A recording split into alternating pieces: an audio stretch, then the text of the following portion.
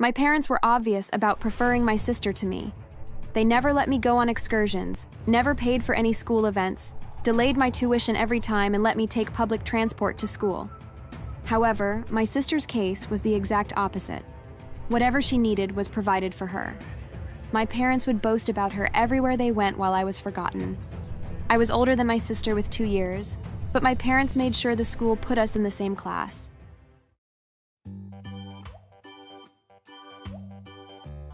Hi, my name's Misun. In a few weeks, I'll be celebrating my 35th birthday.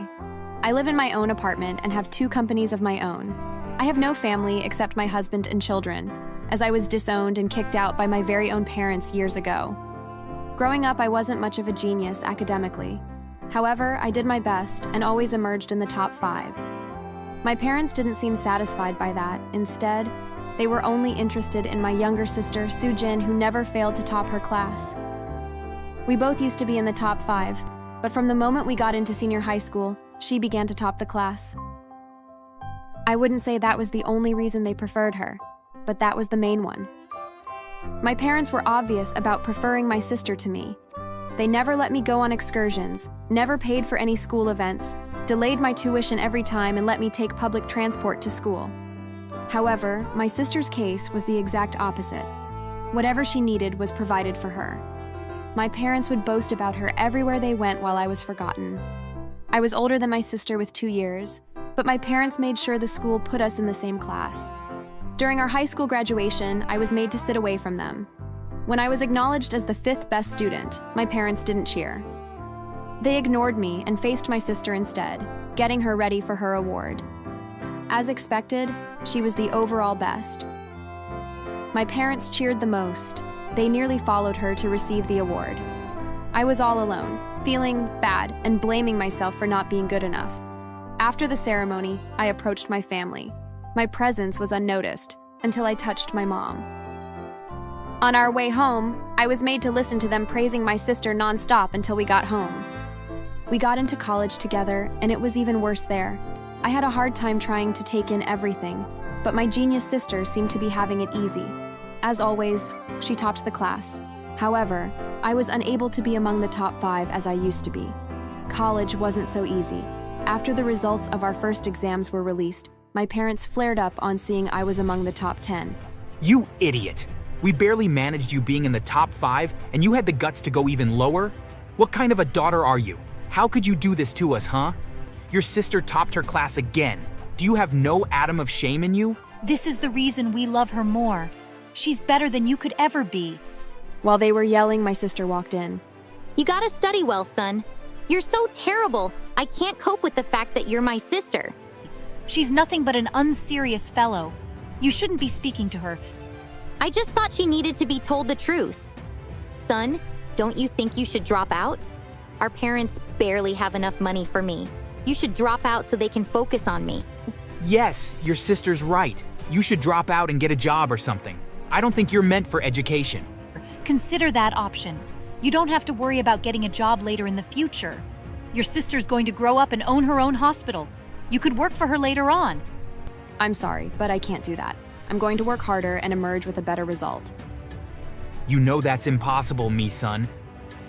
Yes, son. You don't have to try. You can't get better results. I wouldn't know unless I try. Excuse me. I walked away from their presence and headed to my room, where I buried my face in my pillow and cried.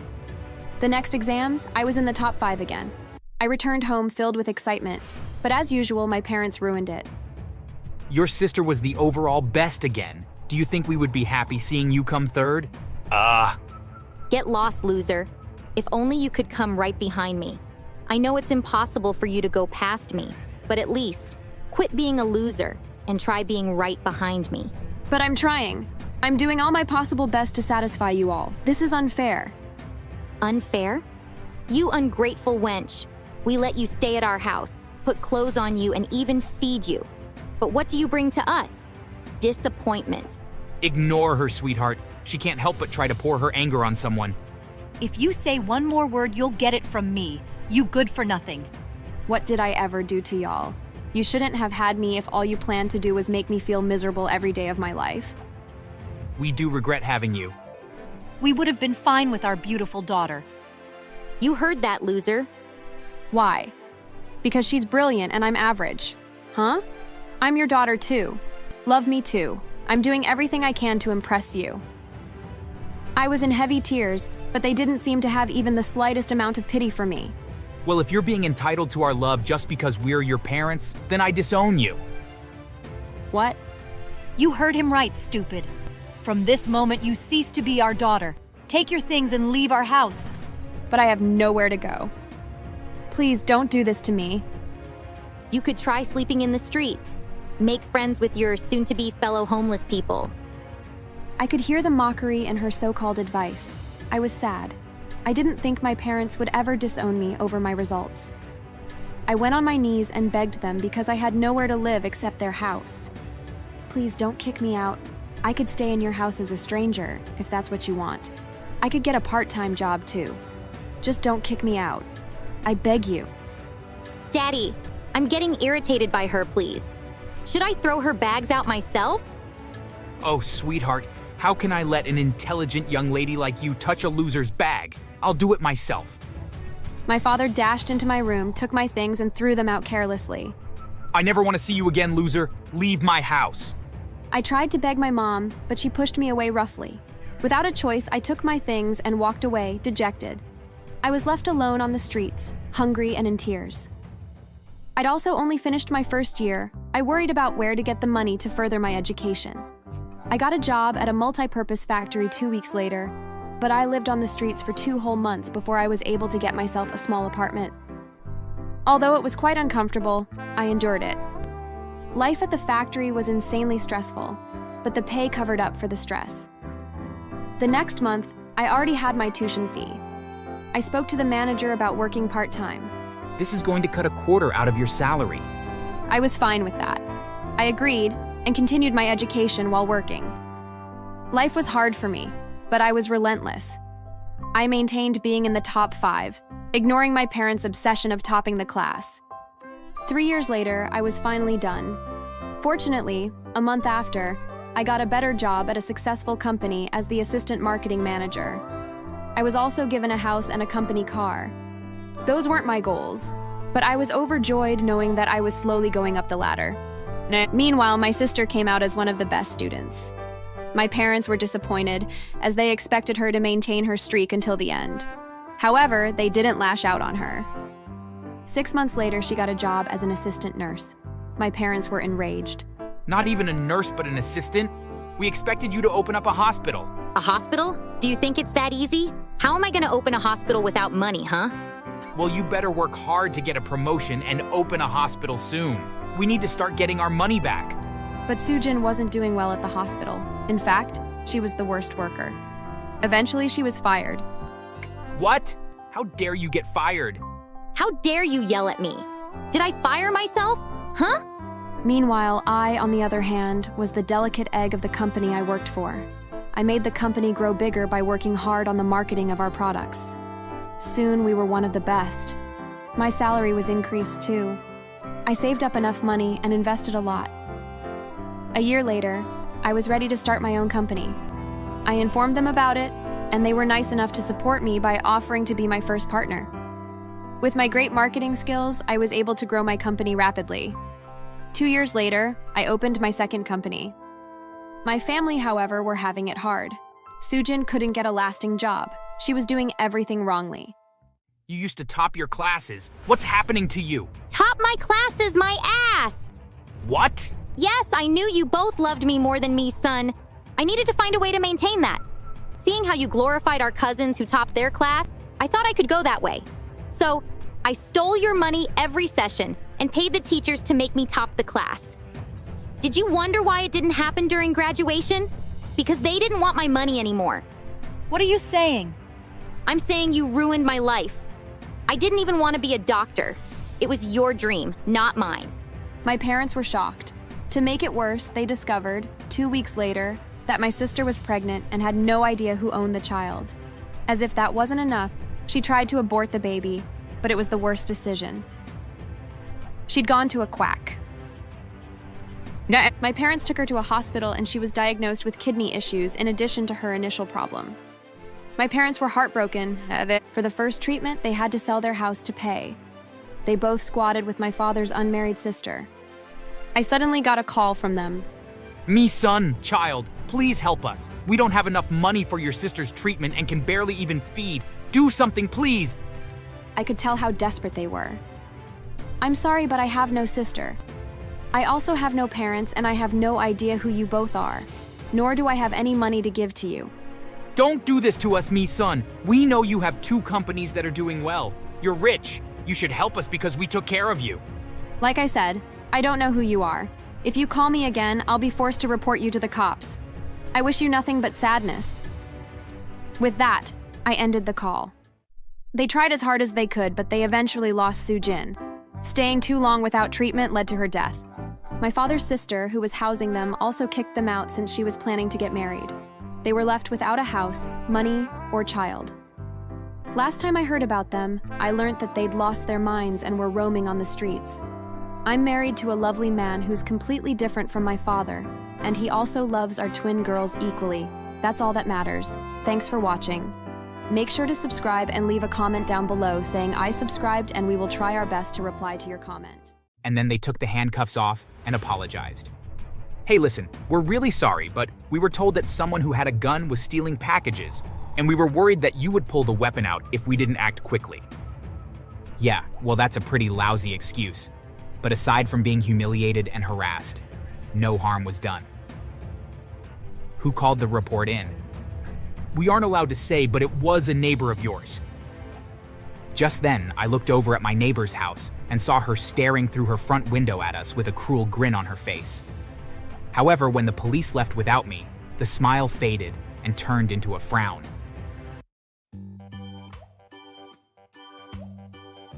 Hi there, my name is James, and I want to tell you all about the worst neighbor I have ever had the displeasure of having. You see, it all started about a year and a half ago when I moved across the country for a new job.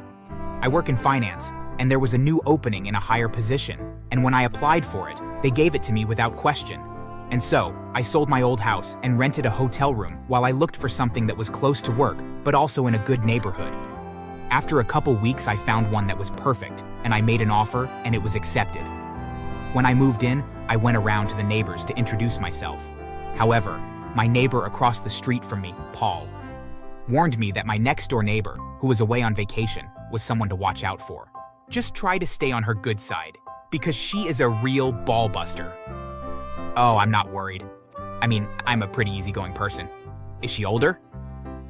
A little, but if I were you, I wouldn't even introduce yourself. Something tells me that she hates me too, and I have a sneaking suspicion that it's because I'm Asian. Just be careful, and don't expect her to invite you over for dinner. We both laughed, but it worried me a little. After all, as a black man, I had encountered people like her more than once, and the last thing I needed was to have a racist neighbor. But then I realized that it really didn't matter whether she liked me or not. At the end of the day, we were neighbors, and we didn't really have to socialize if she didn't want to. A week passed, and as I was getting ready for work early one morning, I noticed that a car was in the driveway next door, which meant that my neighbor was back from vacation. It was way too early for me to go over and say hello, so I just got into my car and went to work. Later that day, I pulled into my driveway and saw that a delivery person had left something I had ordered on my front doorstep. As I walked up and picked it up, I forgot something in my car, so I walked towards my car to pick up my lunchbox when a police cruiser pulled up and 2 officers jumped out and drew their guns and pointed them at me. Put your hands on your head. Wait, what? What's going on? He said you should put your hands on your head and drop the package, you thief. What on earth are you talking about? What did I steal? Not wanting to escalate the situation anymore, I dropped my package and put my hands slowly on my head. The first officer ran up and threw me to the ground and forcefully handcuffed me. It was incredibly painful, and I was terrified about what they were going to do next. Paul, my neighbor, saw what was happening and came to my aid. What are you doing? That's my neighbor. Please stay out of this, sir. I won't. You have arrested an innocent man. I demand to know what he is accused of stealing. We received a call of a man stealing packages from people's porches, and he matches the description, and look, he even had the package in his hands. Of course I did. It's my package. Check the name on it and check my ID. After a few minutes, the cops did just that. They confirmed that the package belonged to me, and then they took the handcuffs off and apologized. Hey, listen, we're really sorry, but we were told that someone who had a gun was stealing packages, and we were worried that you would pull the weapon out if we didn't act quickly. Yeah, well, that's a pretty lousy excuse. But aside from being humiliated and harassed, no harm was done. Who called the report in? We aren't allowed to say, but it was a neighbor of yours. Just then, I looked over at my neighbor's house and saw her staring through her front window at us with a cruel grin on her face. However, when the police left without me, the smile faded and turned into a frown. I was so angry, but I also knew that the best chance to smooth things over would be to have a cool head and just make an attempt to introduce myself to her so that she would know that I was a good man. I thanked Paul for defending me, and then I walked over to my neighbor's house and knocked on the door. When she came to the door, she was scowling. Why didn't those idiots haul you away? I bet that you've been stealing from this neighborhood for months and yet you haven't been caught. Ma'am, I'm sorry that we got off on the wrong foot, but I'm not a thief. I bought the house next door, and the package you saw me pick up belongs to me. My name is James. It's nice to meet you. James, huh? You expect me to believe some thug like you bought that house? Yeah, right. The only thing people like you can afford is a tiny house in the projects. This neighborhood is too good for the likes of you. I don't know how you convinced those stupid cops to let you go, but it won't happen again. Just like that, she slammed the door in my face. Annoyed, I just sighed and went home. It disappointed me that Paul had been right about her, but so long as things didn't get any worse, then it was something I could live with. Things were pretty quiet for a few weeks, until I invited my daughter from my late wife, who was white, to come visit. When she came, we took a walk. On our way back, I stopped briefly to take a photo of us, when suddenly the same cop car pulled up. Hey man, listen, we're really sorry to do this, but we've received a complaint that you kidnapped this girl and that you are holding her against her will. Are you serious? This is my dad. Let me guess. It was Karen that called it in, right? I'm sorry, sir, but we can't confirm that. I'm sorry, but I have to ask. Have you been kidnapped by this man? No, he did not kidnap me. This is so stupid. And just like that, the cops let us go.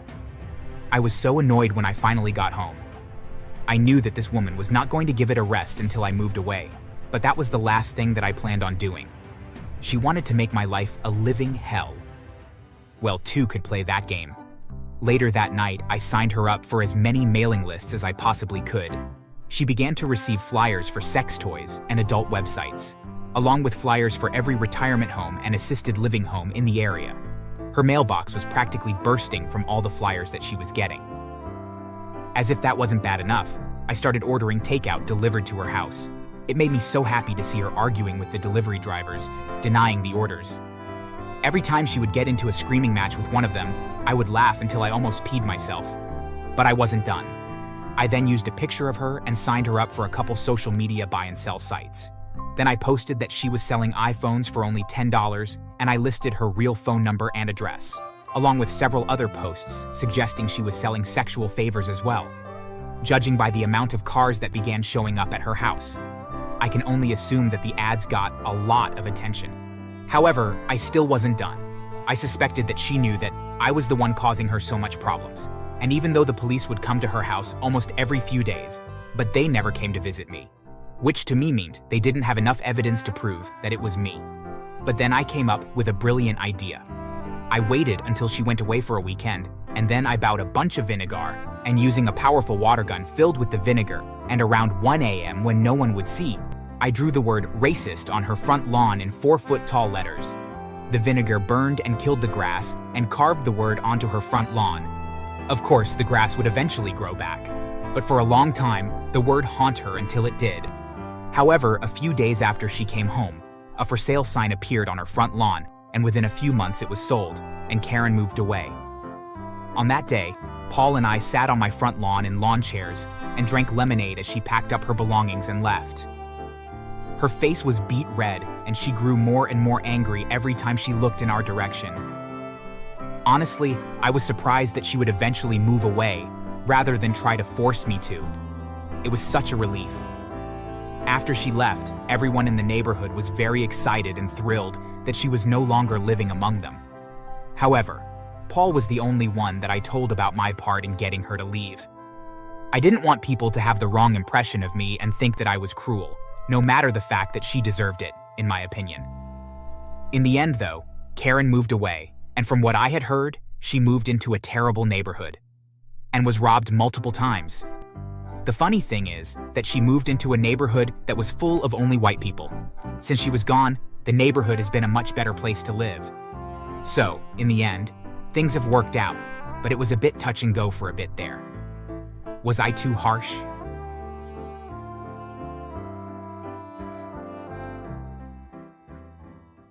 Wasted? No, the only thing we owe you is a beating.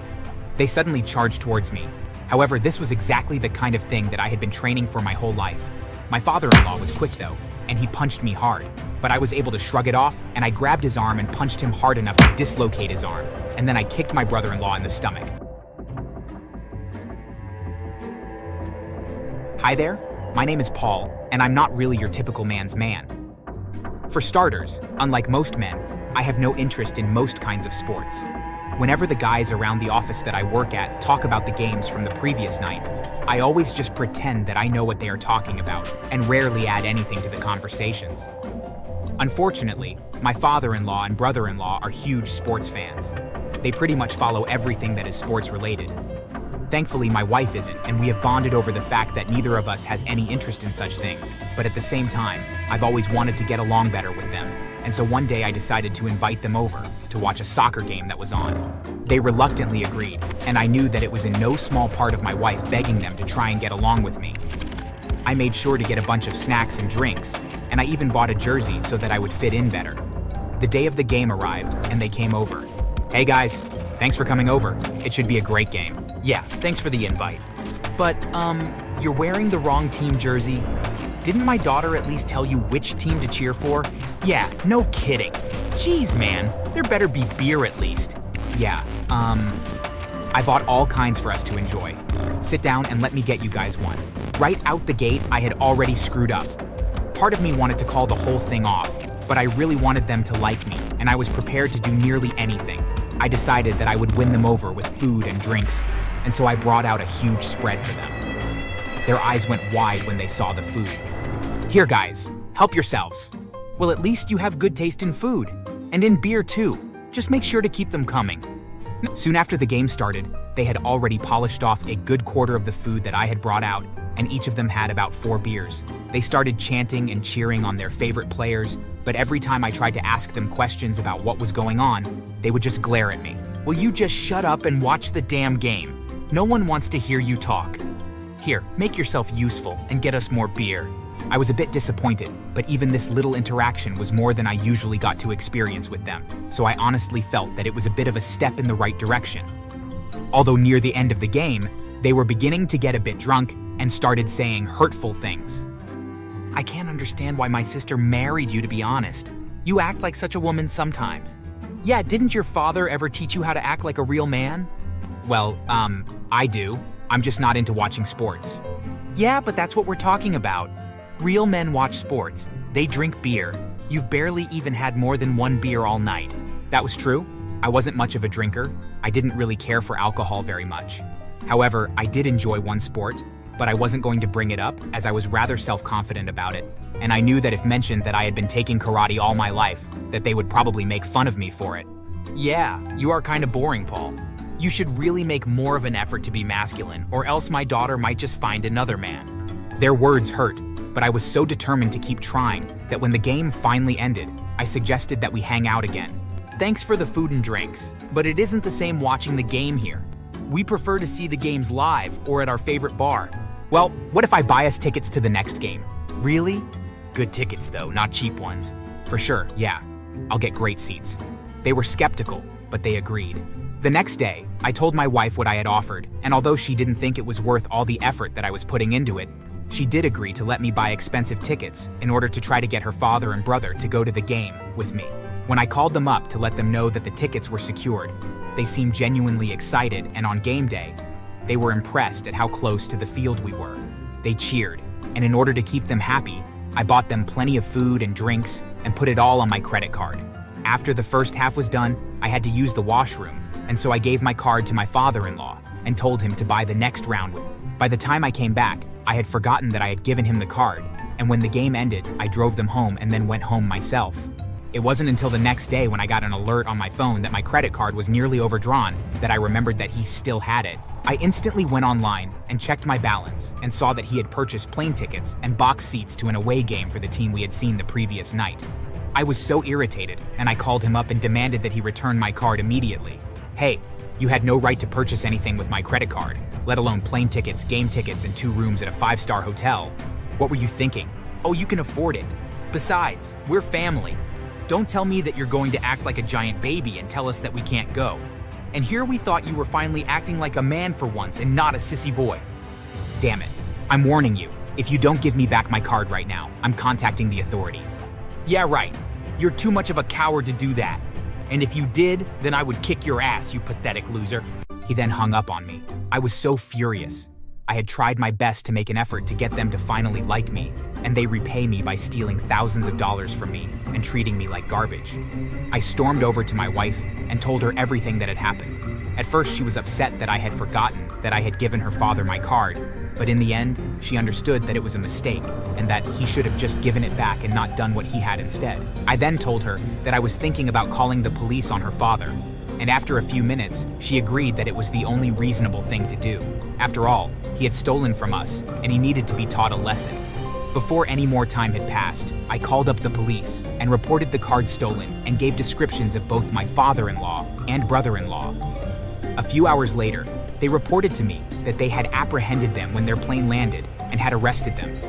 They had only been in jail for 24 hours when my mother-in-law bailed them out. The next day, there was a loud pounding on my front door, and when I went to answer it, it was my father-in-law and brother-in-law. They were so angry that their faces were beet red. You coward! How dare you get us arrested? You have some nerve. We'll make you regret ruining our fun. Guys, this isn't a good idea. Just calm down. Honestly, I don't know why you are so upset with me. You stole money from me, and as far as I'm concerned, you owe me for all of the money of mine that you wasted. Wasted? No, the only thing we owe you is a beating. They suddenly charged towards me. However, this was exactly the kind of thing that I had been training for my whole life. My father-in-law was quick though, and he punched me hard, but I was able to shrug it off, and I grabbed his arm and punched him hard enough to dislocate his arm, and then I kicked my brother-in-law in the stomach. He toppled to the ground, but my father-in-law barely noticed his arm being limp and tried to punch me with his other arm. So I grabbed it and put it in a hold and told him not to move, or else I would break it. He of course tried to struggle and even tried to bite me, so I was forced to put a lot of leverage on his arm and break it. By then, my brother-in-law had recovered and was attacking me again, so I punched him as hard as I could in the face and broke his nose, causing him to fall unconscious. A few minutes later, police showed up as my wife had called them the second she heard her family at the front door. Thankfully, the police believed my story, and they hauled my in-laws to jail since they had broken the conditions of their bail. A few weeks later, my in-laws stood trial for attempting to assault me, as well as for theft. The judge heard both their side of events as well as mine, however, since I had receipts to back up what I was saying was true. The judge decided to sentence them to 2 years in prison each, while I got off with just a warning. Even though I was only defending myself, the judge considered how I had broken their arm and nose a bit of excessive force. I didn't agree, but I wasn't going to argue with the ruling since I didn't really face any consequences. Since then, things between my wife and her family have been very distant, and I do feel guilty about it, but honestly, only a little bit. She agreed that I was within my rights to both call the police on my in-laws and to defend myself when they attacked. As it turns out, they had always taken more than they were owed their whole lives, and she was sick of it. So even though I got revenge on them for the way they treated me, in a roundabout way, I also got revenge for how they used to treat her as well. Thanks for watching. Please subscribe.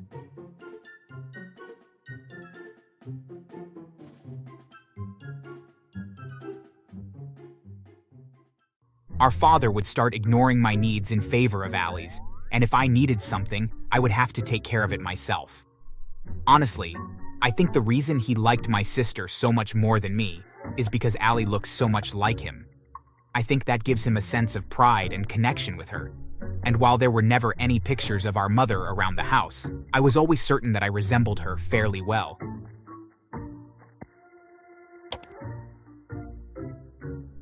My name is Daniel, and I'm 20 years old. I'm in a good place now, but when I was growing up, my father always made me feel like I was never good enough. He always made me feel like I was second best to my younger sister, Allie. In his eyes, Allie could do no wrong, and everything that she did was perfect. Our mother wasn't in the picture for much of our lives.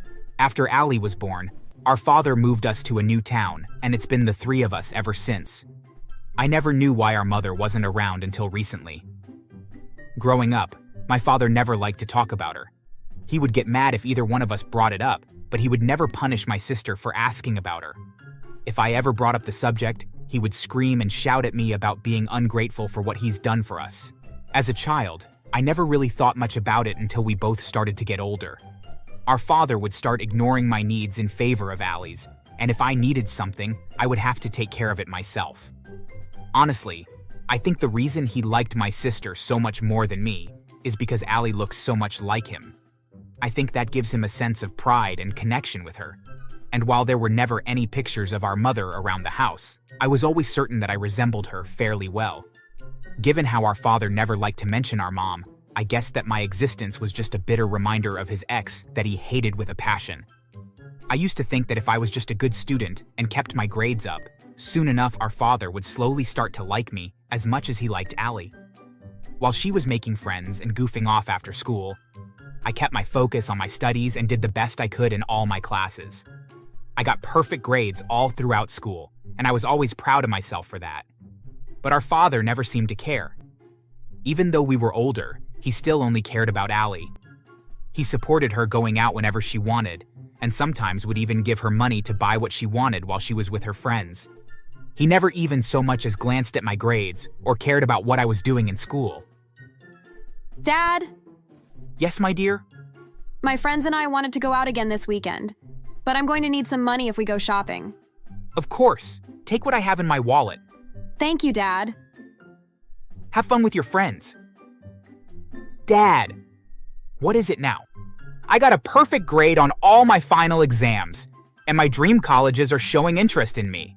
So what? Why are you bothering me with this? And I thought you'd be proud of me. Why should I be proud of you?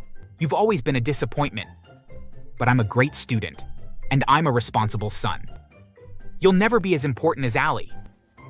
I was beyond disappointed and hurt to hear that. I just wanted to be as important to our father as Allie was, but it was becoming clearer that that would never be possible. Allie never treated me like our father did. Sometimes when she would go out, she would invite me along, and occasionally brag about my grades to her friends.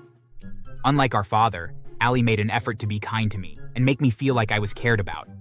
But she also had her own life and her own friends, so no matter how well she treated me, it wouldn't do much to erase how much disdain our father had for me. It was at its worst during high school. Allie started dating the richest boy in the school, and our father was excited to learn of the relationship. He kept badgering her about his family and about all the money they have. Meanwhile, I was busy trying to apply to colleges and get into school somewhere else. I thought getting my education and leaving my father behind would do me a lot of good. But when I looked at my college fund, I found that it had been drained of every dollar I'd put into it. I couldn't understand what had happened. I'd been saving up for school for years. I counted all the money I added. There was no possible way I didn't have any money to pay for college. At least, that was what I thought until I spoke to Allie. This is awful. My college fund is completely empty. What? That can't be possible. That's what I thought too, but just look for yourself. How did Dad let this happen? He's got so much money saved up. You should have something here. What money? Dad doesn't have all that much. Really? He always has enough for me, and he keeps getting money from my boyfriend's family. There should be plenty for you. Dad never has enough money for anything I do. That's so weird. It wasn't until I confronted our father about it that I learned the truth. He'd taken everything out of my college fund to pay for Allie's outings with her friends. I couldn't help the immense amount of anger I felt when I heard that. Allie was perfect to him, and he gave her everything she ever wanted.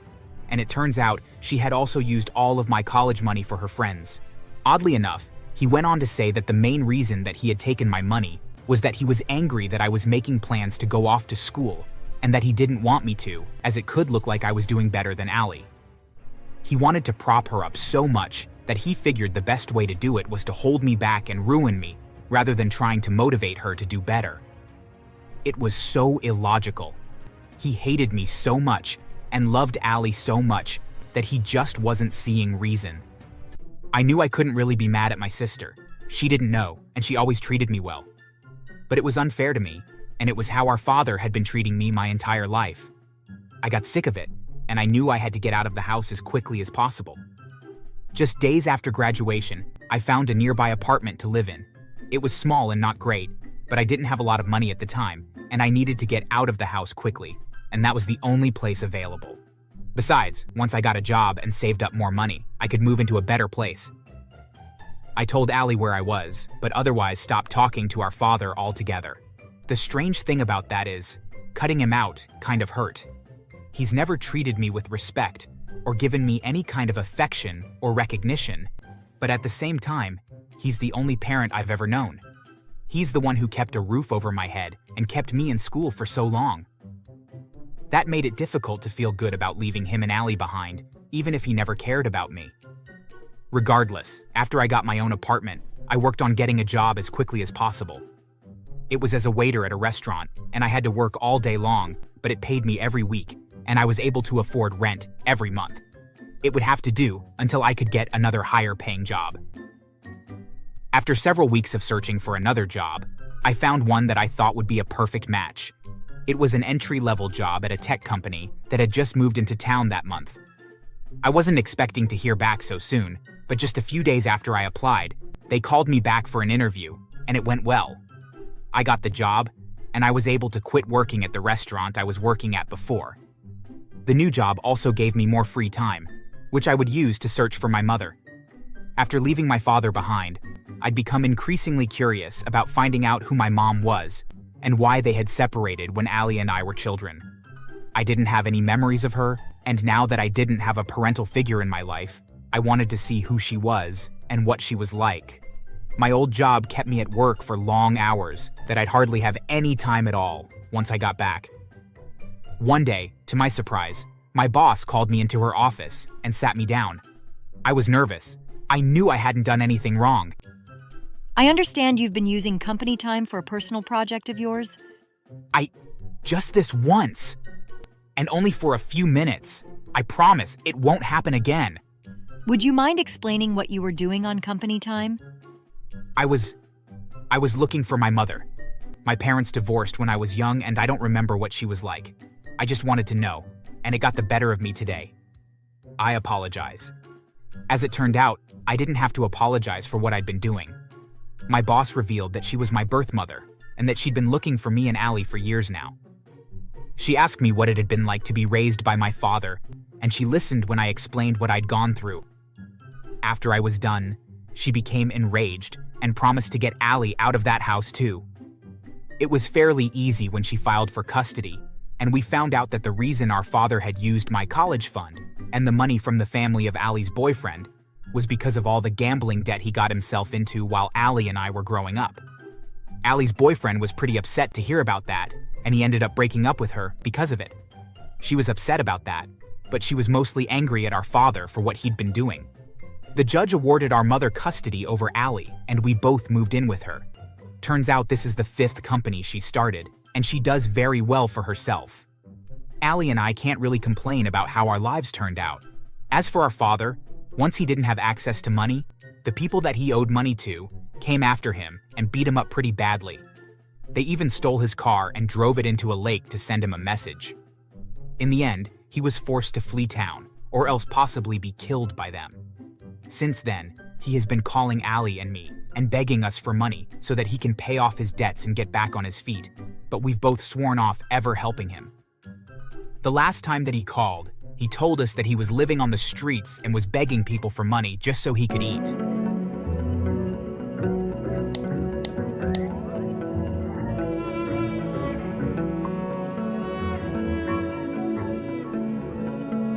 My own brother had robbed a bank while pretending to be me, and I was now a wanted man. Just then, there was a loud knock on the door. "Police, open up." I opened the door and was met with a swarm of policemen with their weapons drawn and pointed at me. Andrew, you're under arrest for burglary. You won't be seeing daylight for a very long time. No, I swear it wasn't me. It was my evil twin brother. Yeah, right. We've heard that one before. Nice try. Now come with us.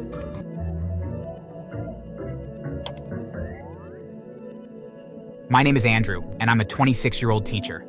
I love teaching. It's the best way I can give back to future generations. And after all, the world needs good teachers.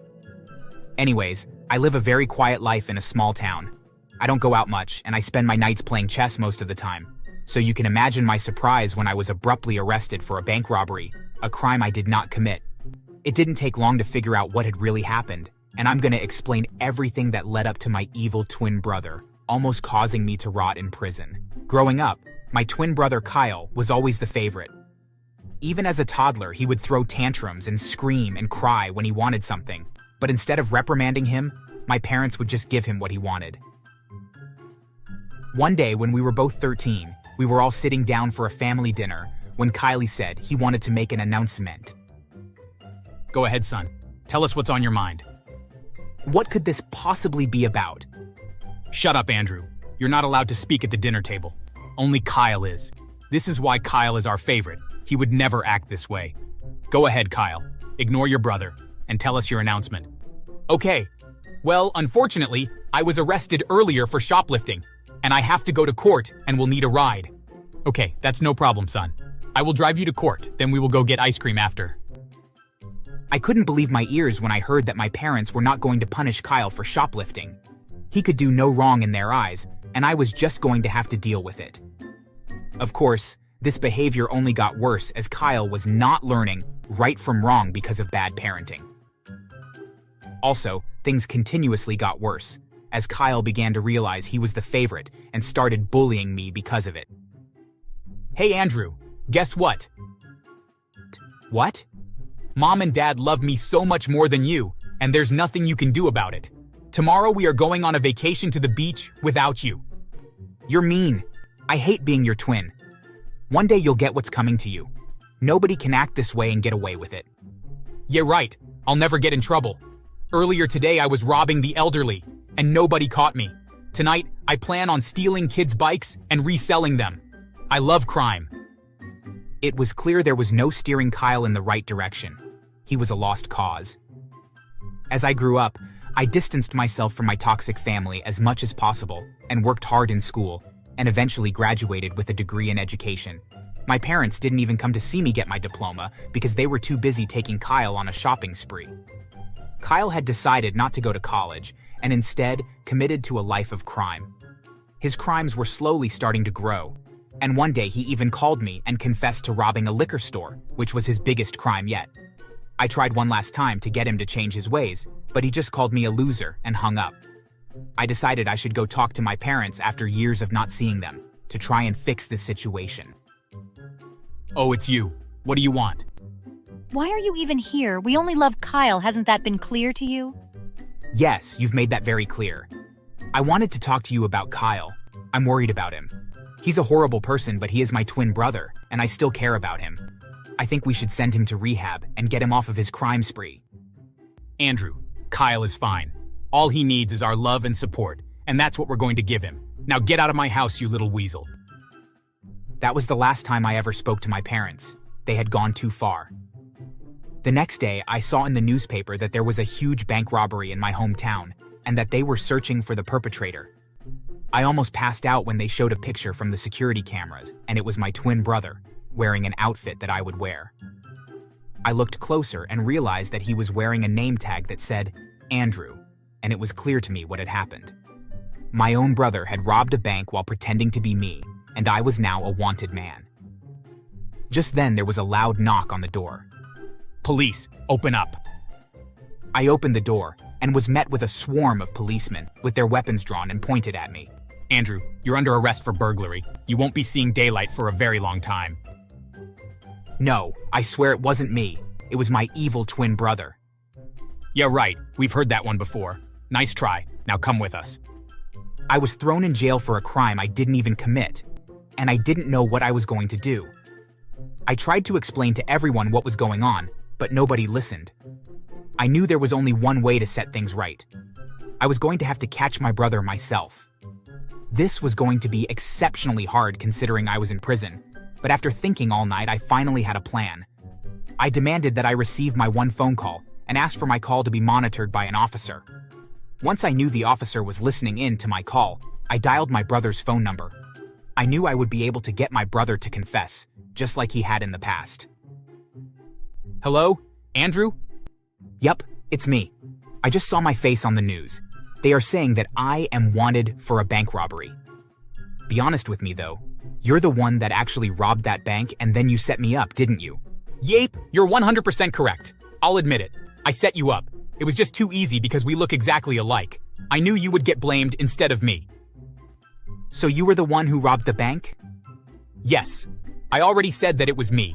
Are you hard of hearing or something? And where are you now? I'm hiding out in Mom and Dad's basement until the heat dies down. I have millions of dollars now, and I'm going to get to spend it while you rot in prison after they catch you. Ha. I win and you lose. At last, the truth was revealed. My plan had worked, and my brother was finally going to face justice. I was quickly released from prison, and I showed the police to my parents' house. The police quickly rushed inside and apprehended my brother. I got to witness the whole thing as my brother was hauled away in handcuffs. But it got even better when I saw my parents being arrested for helping aid a known felon. They were going to get at least 2 years in prison because they were helping my brother hide out in their basement. Well, look how things played out. Honey, I'm sorry. I loved you all along. We should have treated you better. Well, that's easy to say now, isn't it? Your mom is right, son. You were the good one all along. Kyle has got us arrested. He's dead to us now. We love you. Sorry, but I'm not interested in having any kind of relationship with you. Have fun rotting in prison. Just then, a police officer approached me and told me he had great news. The millions of dollars my brother had stolen was going to be rewarded to me instead. Apparently, it was a gift since I had helped crack the case, and I was now a millionaire. The look on my parents' face when they realized this was happening was priceless. My brother heard about it too, and he immediately started crying like a baby. Son, now that you're rich, surely you'll bail us out, right? Absolutely not. Now get out of my sight. They were finally hauled off to jail, and I went with them just to see it happen. Afterwards, I began spending my millions on different things. For one, I was able to retire from teaching and immediately took a vacation to the best beach in the world. I bought fancy cars and even donated $100,000 to charity. Then I reported the police officers who arrested me without doing any investigation. One even punched me that day and gave me black eye, and they were fired because they didn't do their job properly and didn't even listen to me. I saw in the newspaper a couple weeks later that my parents had been sentenced to 2 years in prison for hiding a criminal. As for my brother, well, when they heard how horrible he had been to me all my life and how he had set me up, they gave him the maximum sentence possible, 20 years. Some people think I should have bailed my family out and taken care of them, but I don't think so. What do you think? Thanks for watching. Please subscribe.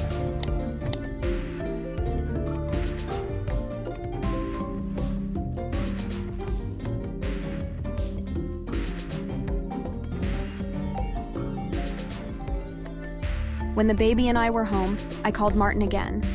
He didn't answer, but Barbara did. Stop calling my son, you whore. What? I wanted to tell Martin I had the baby. He's not your husband anymore. You should be ashamed of yourself for being a horrible wife. Barbara hung up the phone after that, and I didn't hear from her or Martin again until they were back in the country. My name is Andrea, and I loved my husband, Martin. The only issue we had was his mother, Barbara. She was too clingy to Martin since he was her only child. Martin didn't like it any more than I did, but he tolerated it. Since Martin traveled a lot for work, Barbara insisted on traveling with him. She said she wanted to travel before she got too old, but I knew she just didn't like the idea of not having power over Martin while he was away. She involved herself in everything. When I first realized that I was pregnant, I told Martin that he needed to tell Barbara to stop being controlling. I didn't want my pregnancy micromanaged by her. I'm the pregnant one. I should have control over this because it's my body. But Barbara's going to make this terrible. I've already given up so much because she insists on having control. She has the best intentions, but she is a bit much. I'll talk to her. A bit much? Barbara follows you on work trips. She just wants to travel. I hated that he believed her, but I let it slide since he'd agreed to talk to her. Except Barbara tried to control my pregnancy anyway. She insisted that I wasn't seeing the right doctors. And when I made a diet plan that changed our grocery list, she changed that too. You have to eat more vegetables or you'll get fat. My nutritionist... I told you not to see a nutritionist. Now look at this mess. You're even imposing your ridiculous diet on my boy. Martin should be eating like a king, not a pregnant lady. Martin saw the nutritionist with me. He's dieting too for solidarity. Solidarity? Ha! You should be handling the pregnancy yourself. Barbara was controlling and clingy, and she thought that pregnancy wasn't serious. She went through her pregnancy alone and decided that I should go through this alone too. I kept asking Martin to make her stop, and he kept promising he would. But her behavior never changed. A week before my due date, Martin had a business trip. I didn't want him to go because I was worried that I'd have the baby while he was gone. Barbara insisted that Martin had to go on the trip or that he'd fired from his job. What will his employer think if he doesn't show up? They might even fire him for missing important meetings. If he takes off work for his pregnant wife before she even gives birth, they'll think he's unreliable. I didn't want to keep arguing, so I let Martin go on the trip. Like always, Barbara had also made plans to travel with Martin. I was left alone. Normally, Martin was too busy to call on these trips, but this time I was upset that he hadn't called even once. I was going to have his baby. One night, I woke up unexpectedly. I was going into labor. I called Martin in a panic. He couldn't help me immediately, but I needed my husband to reassure me. The baby was a few days early, and he wasn't even in the country. You've reached Martin's voicemail. I'm probably in a meeting right now. Leave a message and I'll get back to you. No, please pick up. I called again with no answer. It must have been morning there because of the time difference, so I doubted he was still asleep. Maybe he was in a meeting. I called again. This time the call just ended like I'd been hung up on. There wasn't time to call again. I had to get to the hospital. Since I couldn't drive myself, I had to call for an ambulance. Thankfully, I got to the hospital in time to have the baby. Once the baby was born, I checked my phone again. No messages. Hours had passed, and there was no way Martin was still in a meeting. He must have seen that I'd called multiple times. When the baby and I were home, I called Martin again. He didn't answer, but Barbara did. Stop calling my son, you whore. What? I wanted to tell Martin I had the baby. He's not your husband anymore. You should be ashamed of yourself for being a horrible wife. Barbara hung up the phone after that, and I didn't hear from her or Martin again until they were back in the country. Actually, my lawyer called me first. I got the signed divorce papers that Martin sent over. I'm surprised you decided to go through with it after all. I'll file them, and then you've got a few months before you're officially a free woman. Let me know if you need my services to sort out custody arrangements with the baby soon. Months ago, when I was irritated with Barbara's controlling nature and Martin's reluctance to firm with her, I'd started filing for divorce. It was as simple as both our signatures on a piece of paper. I'd signed the divorce agreement in an overly hormonal state since I was halfway through my pregnancy, but tucked them away in my home office before I caused any real trouble. What did my lawyer mean that Martin signed them and mailed them in?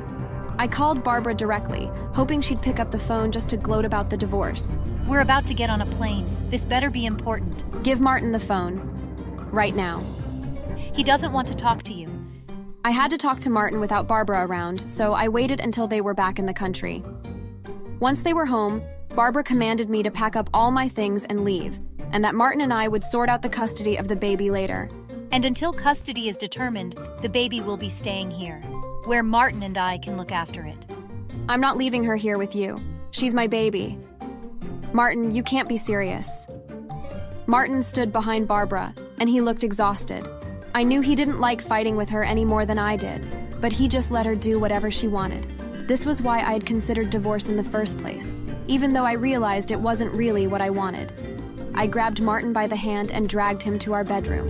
Then I locked the door. I thought you had more of a spine than this, Martin. I don't know what she said to you, but... Is that baby even mine, Andrea? I know you've been cheating on me. That's why you had the divorce papers ready. What are you talking about? I haven't had an affair with anyone. The baby is absolutely yours. Do I need to get a paternity test done? Maybe you should. It might help the custody arrangements. Martin, listen to me. I never wanted to divorce you. Then explain how Mom found divorce papers that you'd already signed. How long were you going to wait? It was pregnancy hormones, and I couldn't stand your mom. She controls your entire life and you let her. I didn't want the rest of my life, or our daughter's life, to be controlled by Barbara. My yelling seemed to get through to Martin. He sat back on the bed and rubbed his face in frustration. You're telling the truth? You really didn't want to. I did think about it, but even though I was frustrated, I still love you. That's why I never mentioned it. Then I have to talk to her. During the trip, she convinced me that you started cheating on me because I was away all the time, and that you'd been considering the divorce because the baby wasn't mine. I swear she's your daughter, Martin. I had to have her alone because of your mother. Barbara is going to ruin our daughter's life the same way she's ruining yours. Suddenly, it was like Martin was a new man. He stood tall and squared his shoulders. It was sort of intimidating to see him like this instead of hiding behind Barbara. He marched out into the living room. So, you told the whore to pack her things, right? Pack your things, Barbara. I want you out of my house immediately. Call some movers if you must, but you're no longer allowed in this house. Martin, my boy, what are you talking about? I figured out what you did. My relationship with Andrea hasn't been perfect, but that was my own fault. I let you get in my head and manipulate me. I let you control every part of our lives, but not anymore. You're not my mother anymore. There was nothing more humiliating than seeing a grown woman sob and beg her to let her stay in the house, especially since it was her own fault this had happened. Martin was firm in his decision, and Barbara moved out all her things by the end of the week. I was glad to see that Martin's confidence seemed to be permanent. Martin and I went to the lawyer to discuss the accidental divorce. Since the divorce still needed a couple months to finalize, we were able to get the request eliminated and our marriage reinstated without too much hassle. I suppose I pronounce you man and wife now. Just joking, though. I don't have the authority for that. One night while Martin was putting the baby to bed, his phone kept ringing. I wasn't in the habit of snooping, but it could have been work-related, and I didn't want him to miss the call. It wasn't work, it was Barbara. She'd left a handful of voicemails, and I listened to the most recent one. That whore wife of yours isn't any good for you. Martin, please help your mother. My bank says my accounts are frozen. Martin had control of Barbara's bank accounts, which had been her idea. He'd frozen the accounts so Barbara couldn't access them. Martin had made it clear that Barbara wasn't his mother anymore. For a woman as clingy as Barbara, being alone, poor, and disowned by her son was probably the worst thing she could experience. At least Barbara had raised a good son, even if he'd had to hurt her to be a good father to our daughter. Thanks for watching.